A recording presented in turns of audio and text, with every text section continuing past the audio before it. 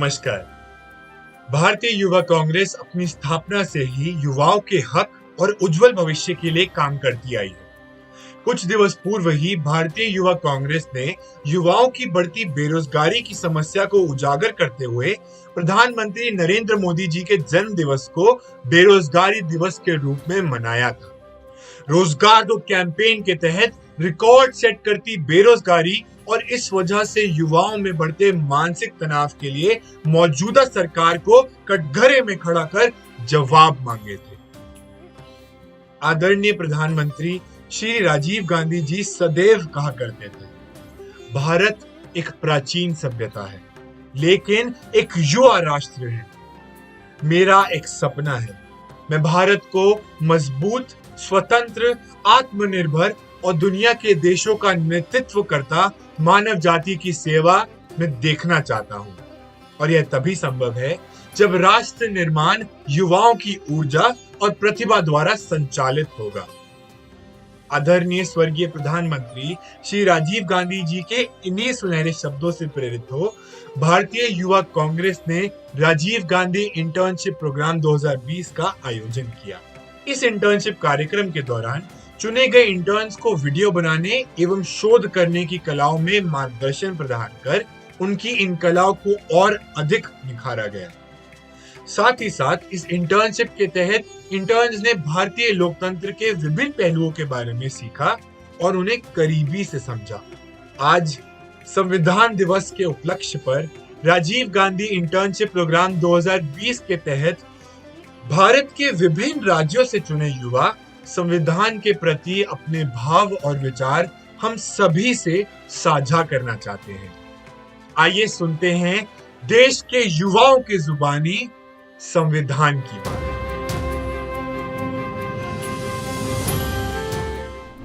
समानता का अधिकार नहीं होता, लोकतंत्र का आधार नहीं होता, जनता के पास मताधिकार नहीं होता, विधि के शासन का एकाधिकार नहीं होता, उन्मुक्त भारत का विचार नहीं होता, इस देश में सामंत्यवाद होता, विधान नहीं होता, यदि इस देश में भारत का संविधान नहीं होता, यदि इस देश में भारत का संविधान नहीं होता। आप सभी साथियों को मेरा नमस्कार। साथियों, भारत का संविधान देश के नागरिकों के लिए, देश के नागरिकों के द्वारा बनाया गया एक ऐसा ग्रंथ जो हमें समानता का अधिकार देता है, जो हमें अपने विचारों को अभिव्यक्त करने की स्वतंत्रता देता है, जो हमें अपनी इच्छानुसार अपने जीवन यापन करने का अधिकार देता है, जो हमें शिक्षा का अधिकार देता है, जो हमें बाल श्रम के प्रतिषेध का अधिकार देता है, जो हमें अपनी व्यक्तिगत धारणा अनुसार अपने धर्म का पालन करने, धर्म का आचरण करने, धर्म का प्रचार करने का अधिकार देता है, और तो और इन अधिकारों का पालन ना होने पर न्यायपालिका में याचिका लगाने का भी अधिकार देता है। ऐसा है हमारे भारत का संविधान। साथियों, जिस संविधान को आज समूचा भारत सबसे सर्वोपरि मानता है, पूजनीय मानता है, उस संविधान की नींव 1857 की क्रांति के दौरान बागी सिपाहियों ने भारत के लिए एक नए संविधान की मांग कर कर ही रख दी थी। साथियों, उस समय तो अंग्रेजी हुकूमत ने इस मांग को दबा दिया था, कुचल दिया था, परंतु साथियों, अंग्रेजी हुकूमत इस मांग के पीछे छुपे हुए विचार को कभी नहीं दबा पाई, इस विचार का कभी दमन नहीं कर पाई। और साथियों, महात्मा गांधी जी के नेतृत्व में यह विचार और फलता फूलता गया और भी शक्तिशाली हो गया, और फिर इस विचार ने एक क्रांति का रूप धारण कर लिया, और इस क्रांति ने अंग्रेजी हुकूमत को भारत की सरजमी से उखाड़ फेंकने में एक बेहद ही महत्वपूर्ण भूमिका निभाई। साथियों, 9 दिसंबर 1946 इसी दिन संवैधानिक सभा की पहली बैठक प्रारंभ होती है, जिसमें पंडित नेहरू भारत की अक्षुण्णता, अखंडता और स्वायत्तता से लेकर नए भारत में सबकी समानता और एकता का प्रस्ताव संवैधानिक सभा के पटल पर रखते हैं। और साथियों, इस प्रस्ताव की स्तुति समूची सभा द्वारा की जाती है। साथियों, डॉक्टर अंबेडकर इस सभा में अपना वक्तव्य रखते हुए यह कहते हैं कि आज भारत राजनीतिक, सामाजिक एवं आर्थिक रूप से विभाजित हो गया है। हम छोटे छोटे समूहों में बंटकर रह गए हैं और मैं यह कबूल करता हूं कि ऐसे एक समूह का नेतृत्व मैं स्वयं करता हूं। परंतु मुझे यह पूर्ण विश्वास है कि हम आने वाले समय में एक हो करके दिखाएंगे और विश्व की कोई भी ताकत, विश्व की कोई भी शक्ति हमें एक होने से नहीं रोक सकती। साथियों, संवैधानिक सभा का 5वां सत्र एक बेहद ही ऐतिहासिक दिन प्रारंभ होता है, 15 अगस्त 1947। और साथियों, पंडित नेहरू सभा में शिरकत करते हुए यह कहते हैं कि चंद मिनटों में यह असेंबली आजाद और खुद मुख्तार असेंबली हो जाएगी और नुमाइंदगी करेगी एक आजाद और खुद मुख्तार मुल्क की। साथियों, इसी सत्र में हमारे संविधान को लिखित रूप देने का भी कार्य प्रारंभ कर दिया जाता है। साथियों, हमारा संविधान जहां देश के नागरिकों को मूलभूत अधिकार प्रदान करता है, वहीं साथ ही साथ राज्य के मार्गदर्शन हेतु राज्य के नीति निर्देशक तत्व को भी सम्मिलित करता है। साथियों, डॉक्टर अंबेडकर सभा में कहते हैं कि सरकार किसी की भी हो, उससे फर्क नहीं पड़ता। हर एक सरकार का यह दायित्व है कि वह इन नीति निर्देशक तत्व का पालन करे, इनका सम्मान करे। और यह नीति निर्देशक तत्व ही मापदंड है किसी भी सरकार के सफल या विफल कार्यकाल को तय करने के लिए। साथियों, हमारी संवैधानिक सभा में जितनी तीखी बहस भाषा के सवाल को लेकर हुई, उतनी तीखी बहस शायद किसी भी विषय पर नहीं हुई। साथियों, एक बुद्धिजीवी वर्ग हिंदी और केवल हिंदी को राज्य भाषा का दर्जा प्रदान करने की पेशकश कर रहा था और वहीं दूसरा बुद्धिजीवी वर्ग अंग्रेजी भाषा को भी राज्य भाषा के रूप में स्वीकार करने की पैरवी कर रहा था। और साथियों, जब दोनों पक्षों में सहमति नहीं बनी, तब एक विशेष कमेटी का गठन किया गया और इस विशेष कमेटी ने बीच का रास्ता निकालते हुए यह निर्णय लिया कि हिंदी भाषा को तो राज्य भाषा का दर्जा दिया ही जाएगा, साथ ही साथ अंग्रेजी भाषा को भी 15 साल तक शासकीय प्रयोजनों में पहले की तरह इस्तेमाल किया जाएगा। और साथियों, देखते ही देखते यह समस्या का भी चुटकियों में निवारण हो गया। और साथियों, सबसे अंत में पारित होती है भारत के संविधान की उद्देशिका, जो कि संविधान में सबसे पहले आती है। और साथियों, इस उद्देशिका ने उस समय समूचे विश्व में यह उद्घोष कर दिया कि अब भारत संपूर्ण रूप से प्रभुत्व संपन्न लोकतंत्रात्मक गणराज्य बन गया है। और साथियों, आखिरकार 2 वर्ष 11 माह और 18 दिन की मेहनत और मशक्कत के बाद संविधान पूर्ण रूप से तैयार हो जाता है और संविधान को पूर्ण रूप से समूचे भारत में लागू कर दिया जाता है। साथियों, आज इसी संविधान की बदौलत समूचा राष्ट्र एकता और अखंडता के सूत्र में बंधा हुआ है। हम धन्यवाद करते हैं संवैधानिक सभा के एक एक सदस्य का। जय हिंद, जय भारत।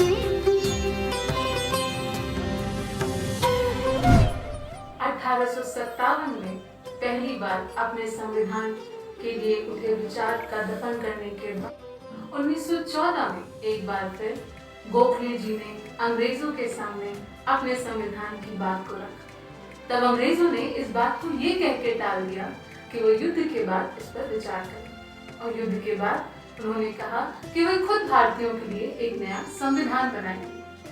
ये बात तत्कालीन कद्दावर नेता पंडित जवाहरलाल नेहरू और उनके कई साथियों को नागवार हुई, क्योंकि उनका मानना था कि भारतीयों के लिए संविधान भारतीयों के द्वारा ही बनाया जाएगा, तभी हमारी सच्ची आजादी का सपना पूरा होगा। इसके प्रत्युत्तर में अंग्रेजों ने 1935 में गवर्नमेंट ऑफ इंडिया एक्ट बनाया।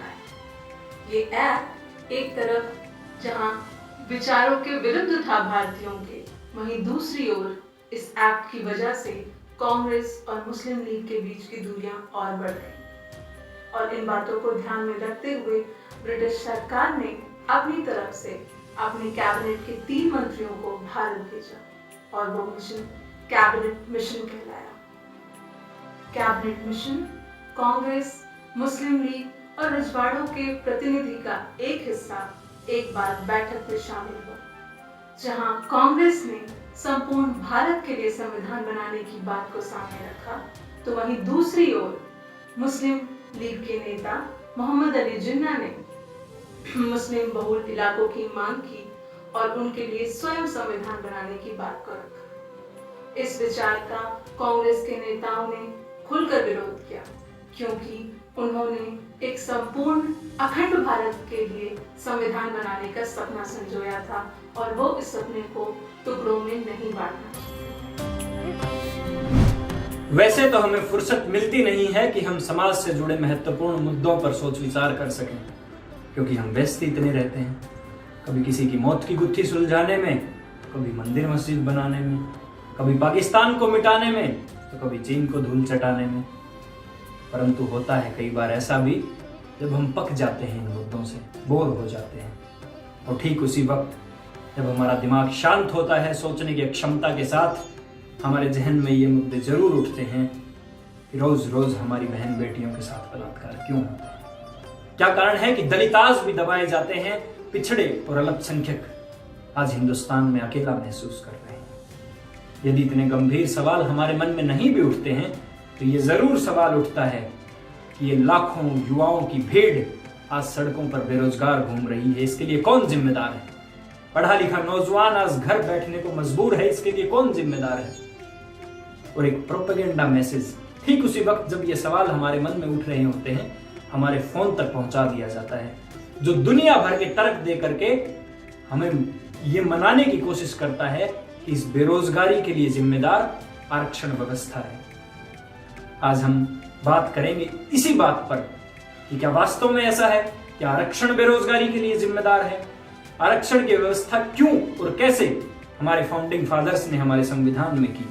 हमारे संविधान निर्माता माइनॉरिटीज और बैकवर्ड क्लासेस के अधिकारों के लिए पूर्णतः सजग थे, और यही कारण था कि दिसंबर 1946 को संविधान सभा के बनने के 1 महीने के भीतर जो कमेटियां बनी, उनमें माइनॉरिटीज और बैकवर्ड क्लासेस की कमेटी शामिल थी। इसमें पूरे 72 लोग शामिल थे। कमेटी बनने के तुरंत बाद अलग अलग धर्म, जाति और उपजाति के लोगों की तरफ से सुझाव और प्रस्ताव आने लगे। किसी को हरिजन लफ्ज से आपत्ति थी, तो किसी को पूना पैक्ट से। भूमिहीनों को जमीनें चाहिए थी, तो किसी को सरकारी नौकरियों में आरक्षण। किसी को शिक्षा के लिए विशेष बजट चाहिए था, तो किसी को अपनी जुबानों और रीति रिवाजों की रक्षा चाहिए थी। इन तमाम लोगों की आवाजों को संविधान के अंदर शामिल करने की एक बड़ी जिम्मेदारी हमारी संविधान सभा की थी। हमारी संविधान सभा ने बेहद जिम्मेदारी के साथ काम करते हुए विस्तृत चर्चाओं और बहसों के बाद यह तय किया कि यदि हमारे समाज के कमजोर और पिछड़े वर्गों को 10 वर्षों तक संविधान का सहारा और सुरक्षा प्रदान की जाए, तो वो लोग बाकी समाज के बराबर आ सकते हैं। परंतु सामाजिक समरसता पाना शायद 10 वर्षों का नहीं, 10 दशकों का कार्य है, क्योंकि संविधान बनाना आसान है, लोगों की मानसिकता चेंज करना बेहद मुश्किल। साथियों, धर्म के तमाम पहलुओं पर, रीति रिवाजों पर माइनॉरिटीज कमेटी के अंदर विस्तार से चर्चा हुई। सबसे गर्मागर्म चर्चा अस्पृश्यता के मुद्दे पर हुई। अनटचेबिलिटी जो पिछले 5000 वर्षों से हमारे देश के मुंह पर कालिख के माफिक पुती हुई थी, उसे हमारी संविधान सभा ने इस घृणित छुआछूत की प्रथा को देश से बाहर निकालने का काम किया। और इस प्रकार जो लोग, जिनकी छाया पड़ना भी पाप माना जाता था, वो आज हमारे देश का निर्माण बढ़ चढ़ कर रहे थे। और उनमें सबसे अग्रणी थे डॉक्टर भीमराव अंबेडकर, डॉक्टर जगजीवन राम, मुनिस्वामी पिल्ले जैसे लोग। सरदार वल्लभ भाई पटेल जो माइनॉरिटीज कमेटी के चेयरमैन हुआ करते थे, उन्होंने कमेटी के अंदर पास तमाम प्रस्तावों को संविधान सभा के सामने पेश करने का काम किया। वहां पर दोबारा से गर्मागर्म बहसें हुई, विस्तार से चर्चा हुई, और इस प्रकार आदिवासियों को, अल्पसंख्यकों को, महिलाओं को और पिछड़ों को उनके अधिकार मिले। संविधान महज एक किताब नहीं, ये देश की आत्मा है। Constitution is the supreme law of the land. संविधान देश का सर्वोच्च कानून है। आजादी के आंदोलन के दौरान ज्यादातर बड़े स्वतंत्रता सेनानी कानून के जानकार थे। उन्होंने महसूस किया देश में शासन व्यवस्था के नियम तय करने की जरूरत है। इसके लिए भारत के लोगों की एक संविधान सभा का गठन हुआ। इसके लिए अंग्रेज सरकार सहमत नहीं थी। 1935 में मांग को शांत करने के लिए अंग्रेजों ने गवर्नमेंट ऑफ इंडिया एक्ट बनाया, जिसका कांग्रेस ने ये कहकर विरोध किया कि इसे भारत के लोगों ने नहीं बनाया है। द्वितीय विश्व युद्ध के बाद एक बार फिर मांग तेज हुई भारत के संविधान के लिए। 9 दिसंबर 1946 को पहली सभा बैठी, जिसके अध्यक्ष थे डॉक्टर राजेंद्र प्रसाद और संवैधानिक सलाहकार थे सर बेनिगल नरसिंह राव। 296 चुने हुए लोग लगभग 3 साल का समय 12 सत्र 177 बैठे, तब जाकर भारत ने पाया अपना ये संविधान। भारत शासन अधिनियम 1935 भारत में पूर्ण स्थायित्व सरकार के गठन में मील का पत्थर साबित हुआ, जिसमें कुल 321 अनुच्छेद और 10 अनुसूचियां थी। कड़ी मेहनत और मशक्कत के बाद इसका लगभग 2/3 हिस्सा सीधे तौर पर हमारे संविधान में शामिल कर दिया। सबसे पहले संघीय न्यायपालिका, दूसरा लोक सेवा आयोग, तीसरा आपातकालीन परिस्थितियां और चौथा गवर्नर का पद। संविधान के भाग 5 में अनुच्छेद 124 से लेकर 147 तक संघीय न्यायपालिका के बारे में पूरी तरह से बताया गया है, जिसमें इसके बारे में इसके पद, कितने जज होंगे, कितनी संख्या होगी, उनका कार्यकाल, उनकी स्वतंत्रता आदि आदि का उल्लेख किया गया है। लोक सेवा आयोग संविधान के अनुच्छेद 308 से लेकर 323 तक इसके बारे में व्याख्या की गई है। तीसरा आपातकालीन परिस्थितियां, संविधान के भाग 18 में अनुच्छेद 352 से लेकर 360 तक आपातकालीन परिस्थितियों के बारे में बताया गया। तो पूरे संविधान का जो सबसे महत्वपूर्ण भाग है, जो भाग 3 है, मौलिक अधिकारों की व्याख्या की गई है। तो मौलिक अधिकार संविधान के अनुच्छेद 12 से लेकर 35 तक में इसकी व्याख्या है। तो मौलिक अधिकार संविधान के अनुच्छेद 12 से लेकर 35 तक में इसकी व्याख्या है। मैं इसके कुछ प्रावधानों पर गौर फरमाना चाहूंगा। सबसे पहले अनुच्छेद 13, जो कि बताता है कि मौलिक अधिकारों से असंगत विधियां शून्य होंगी, अर्थात भारत सरकार या राज्य ऐसे कोई नियम नहीं बनाएंगे या कानून बनाएंगे जिससे कि नागरिकों के अधिकारों का हनन हो रहा हो। तो हमने ब्रिटेन के कॉन्स्टिट्यूशन से महत्वपूर्ण चीजें ली हैं, जैसे कि एकल नागरिकता। हमारी नागरिकता पूरे देश में एक होगी। हम अमेरिका को नहीं फॉलो करते हैं, जैसे अमेरिका में वहां के राज्यों के अलग और देश की अलग नागरिकता, वो नहीं होगी। तो एकल नागरिकता हमने वहां से ली है। उसके बाद हमने लोकसभा और राज्यसभा, जो कि हमारे आर्टिकल 80 और 81 में है, वो भी हमने वहीं से सीधे तौर पे लिया हुआ है। हमने संसद मतलब संसदनात्मक प्रणाली हमने इंग्लैंड से ली हुई है, अर्थात कि जो हमारे संविधान के अनुच्छेद 80 में संसद की व्याख्या की गई है कि एक संसद होगी जिसके 2 सदन होंगे, उच्च सदन राज्यसभा और निम्न सदन लोकसभा, और ये हमने सीधे तौर पे इंग्लैंड से लिया हुआ है। ਭਾਰਤ ਜੋ ਕਿ ਦੁਨੀਆ ਦਾ ਸਭ ਤੋਂ ਵੱਡਾ ਲੋਕਤੰਤਰ ਹੈ, ਇਹ ਭਾਰਤ ਦੇ ਸੰਵਿਧਾਨ ਦੁਆਰਾ ਸ਼ਾਸਿਤ ਹੈ। ਅੰਗਰੇਜ਼ਾਂ ਦੇ ਖਿਲਾਫ ਇੱਕ ਬਹੁਤ ਹੀ ਲੰਮੇ ਸੰਘਰਸ਼ ਤੋਂ ਬਾਅਦ ਭਾਰਤ ਦੀ ਸੰਵਿਧਾਨ ਸਭਾ ਯਾਨੀ ਕਿ ਕਨਸਟੀਟਿਊਐਂਟ ਅਸੈਂਬਲੀ ਦਾ ਗਠਨ ਹੋਇਆ। ਇਸ ਸੰਵਿਧਾਨ ਸਭਾ ਦਾ ਸਭ ਤੋਂ ਮਹੱਤਵਪੂਰਨ ਕੰਮ ਇਹ ਸੀ ਕਿ ਇਹਨਾਂ ਨੇ ਨਵੇਂ ਭਾਰਤ ਦਾ ਸੰਵਿਧਾਨ ਬਣਾਉਣਾ ਸੀ। ਇਸ ਇਤਿਹਾਸਿਕ ਕੰਮ ਕਰਨ ਲਈ ਉਹਨਾਂ ਨੂੰ 2 ਸਾਲ 11 ਮਹੀਨੇ ਤੇ 17 ਦਿਨ ਲੱਗੇ। ਪੂਰਨ ਸਵਰਾਜ ਦੀਆਂ ਗੱਲਾਂ ਤਾਂ ਬੜੇ ਲੰਮੇ ਸਮੇਂ ਤੋਂ ਹੋ ਰਹੀਆਂ ਸਨ, ਪਰ ਹੁਣ ਇਹ ਸੁਪਨਾ ਸੱਚ ਹੋਇਆ ਸੀ। ਹੁਣ ਭਾਰਤ ਦਾ ਸੁਪਨਾ ਸੱਚ ਹੋਇਆ ਸੀ। ਹੁਣ ਲੋਕਮਾਨਿਆ ਜੀ ਦਾ ਸੁਪਨਾ ਸੱਚ ਹੋਇਆ ਸੀ। ਦੇਸ਼ ਅੰਗਰੇਜ਼ਾਂ ਤੋਂ, ਅੰਗਰੇਜ਼ਾਂ ਦੇ ਜ਼ੁਲਮਾਂ ਤੋਂ ਹੁਣ ਛੁਟਕਾਰਾ ਪਾ ਚੁੱਕਿਆ ਸੀ ਤੇ ਹੁਣ ਦੇਸ਼ ਦੇ ਲੋਕ ਖੁਦ ਆਪਣੇ ਲਈ ਆਪਣਾ ਸੰਵਿਧਾਨ ਬਣਾ ਰਹੇ ਸਨ। ਆਜ਼ਾਦੀ ਤੋਂ 5 ਦਿਨ ਬਾਅਦ 20 ਅਗਸਤ 1947 ਨੂੰ ਸੰਵਿਧਾਨ ਸਭਾ ਇੱਕ ਵਾਰ ਫਿਰ ਮਿਲੀ। ਇੱਕ ਤਰਫ ਤਾਂ ਆਜ਼ਾਦੀ ਮਿਲਣ ਦੀ ਖੁਸ਼ੀ ਸੀ, ਚਾਅ ਸੀ, ਪਰ ਦੂਸਰੀ ਤਰਫ ਹੀ ਨਵੀਆਂ ਮੁਸ਼ਕਿਲਾਂ ਵੀ ਉੱਠੀਆਂ। ਇਸੇ ਸਭਾ ਦੇ ਵਿੱਚ ਹੀ ਸੰਵਿਧਾਨ ਨੂੰ ਲਿਖਤੀ ਰੂਪ ਦੇਣ ਦਾ ਕੰਮ ਵੀ ਸ਼ੁਰੂ ਕੀਤਾ ਗਿਆ। ਸੰਵਿਧਾਨ ਦੇ constitutional adviser sir Benegal Narsing Rao ਨੂੰ ਇਹ ਜ਼ਿੰਮਾ ਸੌਂਪਿਆ ਗਿਆ ਕਿ ਸਭਾ ਵਿੱਚ ਪੇਸ਼ ਹੋ ਰਹੀਆਂ ਰਿਪੋਰਟਾਂ ਨੂੰ ਦੇਖ ਕੇ ਸੰਵਿਧਾਨ ਦਾ ਇੱਕ ਮਸੌਦਾ ਤਿਆਰ ਕਰਨ। ਸਰ ਬੈਨਿਗਲ ਨਰਸਿੰਘ ਰਾਓ ਦੇ ਮਸੌਦੇ ਨੂੰ ਜਾਂਚ ਕੇ ਤੇ ਪਰਖ ਕੇ ਸਹੀ ਰੂਪ ਦੇਣ ਦੀ ਜ਼ਿੰਮੇਵਾਰੀ ਸੀ ਡਰਾਫਟਿੰਗ ਕਮੇਟੀ ਦੀ। ਜਦੋਂ ਇਹ ਕਮੇਟੀ ਮਿਲੀ, ਫੰਡਾਮੈਂਟਲ ਰਾਈਟਸ ਨੂੰ ਲੈ ਕੇ ਕਾਫੀ ਚਰਚਾ ਹੋਈ।